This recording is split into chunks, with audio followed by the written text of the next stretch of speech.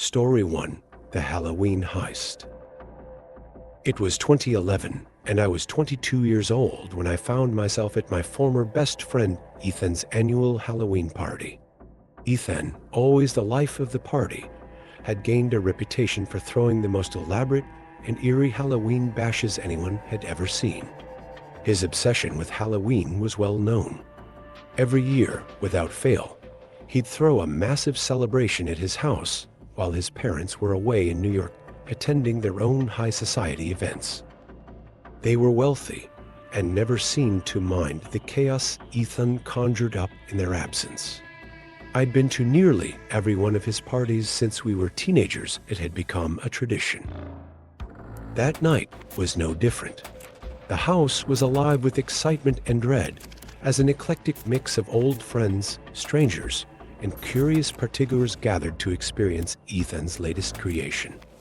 The walls were bathed in eerie orange and purple lights, casting unnatural shadows on the walls. A fog machine hummed in the corner, its mist swirling through the rooms, thickening the air. Blood-stained sheets, grotesque mannequins, and life-sized skeletons lined the hallways, making the house feel like a haunted mansion. Ethan's most ambitious project this year was a maze that stretched from the basement to the second floor, constructed from cardboard, but designed to look like a crumbling old manor. The floors creaked beneath every step, and a musty scent of mildew clung to the air, making the whole house feel decrepit and haunted. I wasn't alone. I had come with a few of my closest friends, Ben, Mark, and Alex. We'd taken refuge in Ethan's room, away from the madness of the party, passing around a bong and laughing at nothing in particular. The high was setting in, and the strange atmosphere of the house made everything feel surreal, disconnected from reality. Then suddenly, a loud bang echoed from downstairs, followed by the sound of hurried footsteps. We froze. Another bang. Then, unmistakably, a scream, sharp and terrified. It was one of the girls from the party. Another scream followed, this time a man's voice, full of panic and pain. My heart slammed in my chest. Something was very wrong. Ethan, who had been sitting next to me, bolted to the door. What the hell was that? His voice was shaky, his face pale. He opened the door cautiously, peering into the hallway. Then, with a sharp intake of breath, he slammed the door shut again, his wide eyes filled with fear. "We need to hide," he gasped, backing away from the door, visibly shaken. Before anyone could question him, Ethan scrambled to lock the door. We all knew something was terribly wrong. Mark, who had been sitting on the bed, immediately scrambled into the closet. Alex followed him. Ben crawled under Ethan's bed, pulling a blanket over himself like that would somehow protect him. I hesitated, but instinct kicked in, and I joined Alex under the bed. The room fell deathly silent, except for the pounding of my heart. I could hear muffled voices just outside the door. Someone was shouting, "Shut up, all of you. Get to the living room." The voice was deep, guttural, almost growling. The door rattled once, twice then, as if on cue. The sound of a shoulder slamming into the door echoed through the room.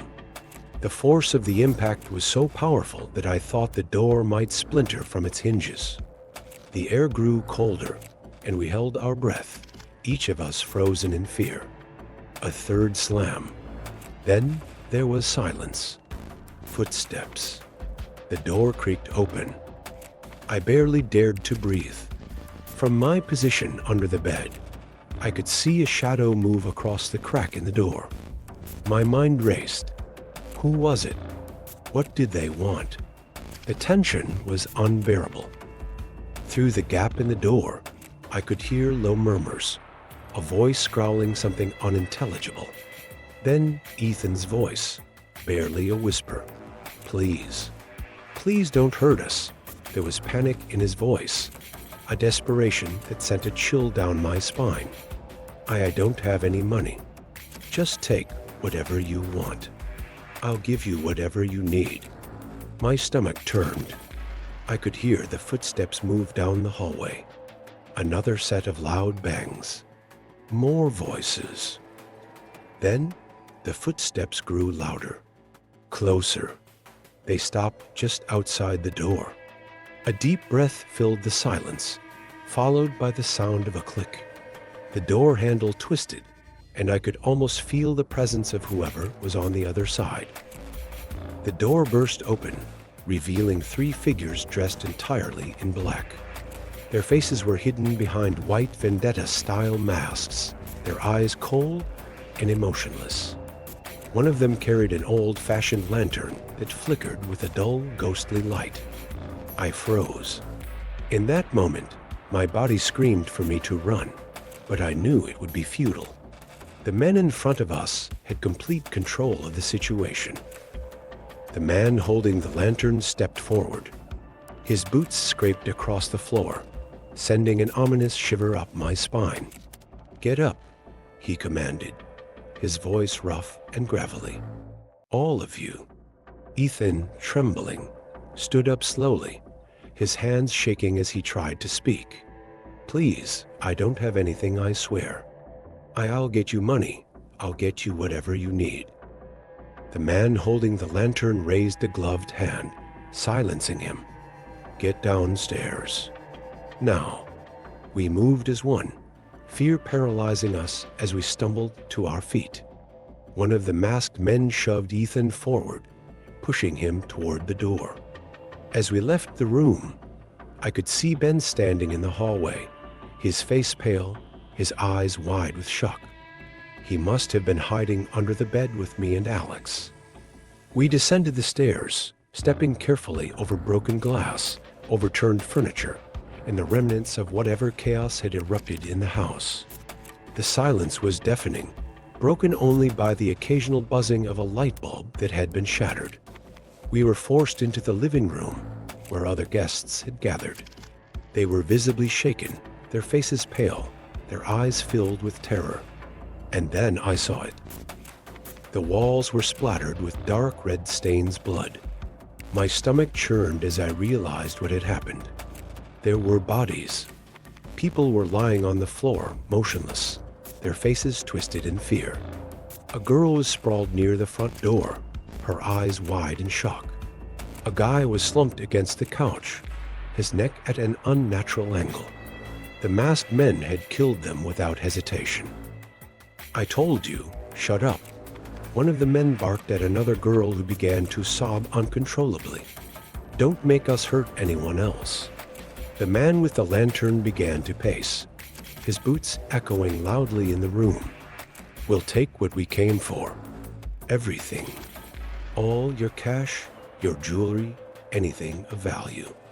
Ethan, still trembling, nodded silently. He pulled out his wallet and tossed it to the floor. "Take it. Just leave everyone alone." The men gathered the wallets and valuables, and one of them held up his hand. "Get the rest. Anyone who resists will regret it." One by one, each partygoer handed over whatever money they had. I could feel the terror in the air, thick and suffocating. I wanted to scream, to run, but the masked men made it clear that any sign of resistance would lead to more bloodshed. And then, as suddenly as they had come, the masked men turned and left, disappearing into the night with their loot. The sound of their boots faded, but the weight of the events that had unfolded lingered, suffocating us. When I looked back, the room was eerily silent, save for the soft sobs of those who remained. The police arrived hours later, but by then, the men were long gone. They questioned us, but the men in masks had left no traces. No fingerprints, no clues. They had been ghosts vanishing without a trace. That night shattered something in Ethan. He withdrew, his once vibrant energy turning cold and distant. The terror of that night haunted him, and it consumed him from within. Despite my attempts to help talking to him, reassuring him, even bringing him to therapy, he couldn't shake the fear, the weight of what had happened. A year later, I found him in his room. His body was hanging from a beam in the ceiling, the cord tied tight around his neck. He had taken his own life. I couldn't help but wonder if that night had broken him in ways I couldn't see. The terror, the helplessness, the guilt of being unable to protect anyone, did it eat away at him? I don't know. All I know is that I'll never forget the sound of that door creaking open, the faces of those masked men, and Ethan's desperate, pleading voice. Sometimes when I close my eyes, I still hear the screams from that night echoing in my mind. Story 2, The Haunted House Experience. I'll never forget that night. It was a few years ago, Halloween night, and we were all 20 years old.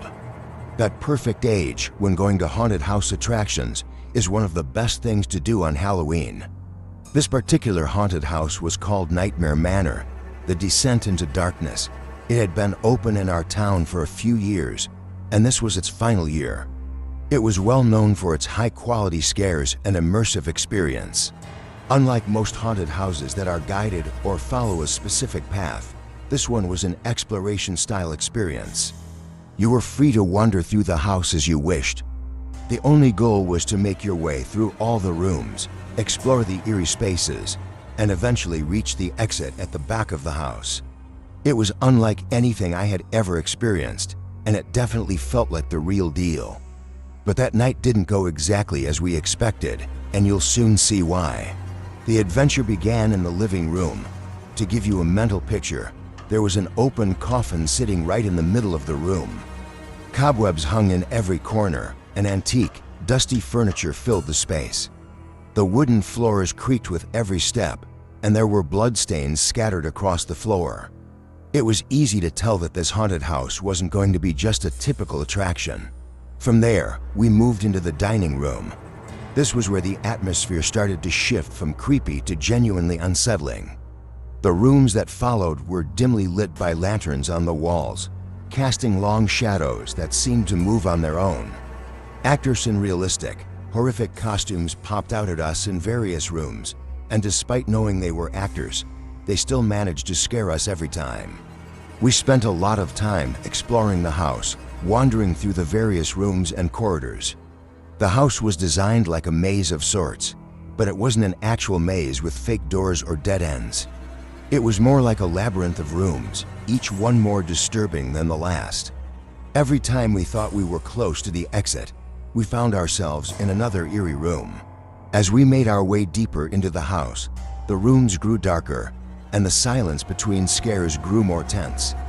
At one point, I found myself alone in a narrow hallway. I could hear strange noises coming from behind the walls, creaking, whispering, and the softest sounds of footsteps. I turned a corner and stumbled upon a small study room with old, yellowed books and an old desk covered in dust. It was the type of room you'd expect to find in a haunted mansion, except something felt wrong. The only light in the room came from a cracked lantern hanging from the ceiling. As I looked around, my heart skipped a beat. I noticed an old key resting on the desk. The key seemed out of place, like it didn't belong in this room. I grabbed it without thinking, and just as I did, the air grew colder. My breath came out in visible puffs, and I realized something wasn't right. I couldn't shake the feeling that I wasn't alone. I rushed out of the room to find my friends, who had been exploring other parts of the house. They looked just as spooked as I felt. We continued walking through the house, but now there was a sense of urgency. Each room felt more and more suffocating, as if the walls were closing in around us. We reached what seemed to be the final room in the house. The exit door was right there, but something was off. Just outside the exit, we came across a small bin with a sign that read, "Drop keys here." It seemed like the staff used it to collect the keys from the rooms. But when we stepped outside, something strange happened. A tall figure dressed in a black robe, wearing a white, featureless mask, stepped out from the shadows. We assumed it was part of the attraction, just another actor, but then he started following us. At first, we thought it was a joke, But as we kept walking, the man continued to shadow our steps. One of my friends called out, "We don't have the key if that's what you want." We dropped it in the bin, but the figure didn't stop. We started to pick up the pace, walking faster, but so did he. It was no longer funny. We were now genuinely scared, and we started wondering if we should reveal where one of us lived to get away from him. He had been following us for at least 5 blocks. We reached my friend Alex's house and made a quick turn into the backyard, trying to get some distance from the stranger. As we walked to the back door, we heard footsteps behind us again. When we turned around, the masked man was still there, this time walking much faster. Alex's dad, who was a big guy, came outside after Alex called for him. He saw the man and immediately reached for his gun. The masked man froze, raised his hands, and yelled not to shoot, that he was just a 27-year-old man. Alex's dad told the coward to leave and warned him that if he ever came back, he wouldn't hesitate to pull the trigger. The man backed away and disappeared into the night. We didn't call the police, but the whole encounter left us shaken. The next day, we contacted the haunted house to ask about the masked man. They informed us they had no employees wearing that type of mask, and no one in their staff had been outside the house that night.